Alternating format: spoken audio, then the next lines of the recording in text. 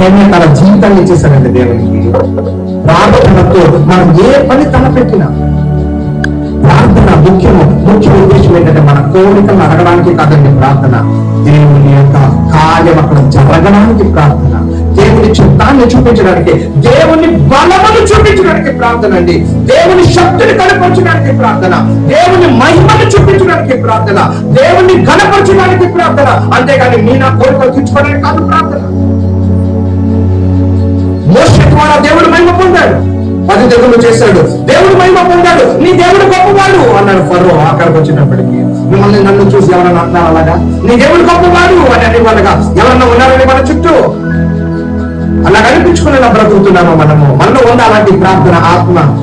నెహెమ్యా చెయ్యగానే వెంటనే వారన్న మాట 6:16 ఆమేన్.